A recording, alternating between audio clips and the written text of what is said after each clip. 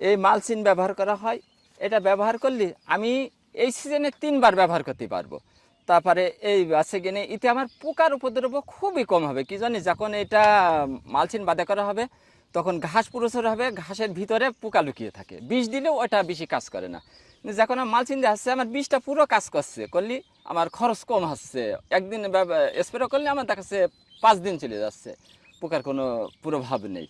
আর এই মালচিন আমি আগামী বছর আবার ব্যবহার করতে পারবো। ফসল উঠে গেলে আমি যত্ন সহকারে তুলে রাখবো, রেখে আগামীতে আবার বিছিয়ে আমি পুরো আছে কিনে ফসল লাগাতে পারবো, এই ক্ষীরস চাষি করতে পারবো, বা যেই ফসল আপনার ইচ্ছা। আচ্ছা, 1 বিঘেতে একটু খরচটা একটু বলবেন। 1 বিঘে ভুইতে আছে কিনে 13-15 হাজার টাকা হলে এই যথেষ্ট। মালচিং পেপার প্রয়োজন হবে। জি। জি, মাশাআল্লাহ, খুবই আধুনিকভাবে আপনি চাষাবাদ করছেন। ভাই, নামটা একটু বলবেন আপনি? মোহাম্মদ শাহাবুর রহমান। এটা কি করেছেন আপনি? এটা হচ্ছে কিনে মাছা বলে এটা, জি, জি। আর এটা জাল, হ্যাঁ, এই মানে 8 হাতের জাল। আমরা তো দেখি অনেকে আসলে মাটিতেও হয়, সেক্ষেত্রে তো আসলে ভালো ফলন আশা করা না যায় না, না। মাটিতে আছে কিনা আপনি একই সাথে লাগাবেন, 3 চালান উঠবে, তারপরে যে হয়তো মাটিরটা ফলন পাবেন আপনি, এরম পার্থক্য, এত এত পার্থক্য! পার্থক্য এটা। জি। আলহামদুলিল্লাহ। এই জন্য ভাই আমি বলি যে আসলে আধুনিকভাবে চাষাবাদ না করলে চাষিরা কিন্তু আসলে ততটা লাভবান হয় না। মানে খরচ ঠিকই করে, কিন্তু লাভবান হতে পারবে না। এটাই সঠিক। জি, জি।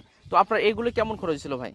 এটা হচ্ছে কিনে এই জাল খরচ হয়েছে আমাদের 15 কেজি জাল লেগেছে 1.5 বিঘা ভুইতে। জি, জি। এটা যাচ্ছে কিনা 380 টাকা কেজি নিয়েছে আমাদের কাছ থেকে। জি, জি।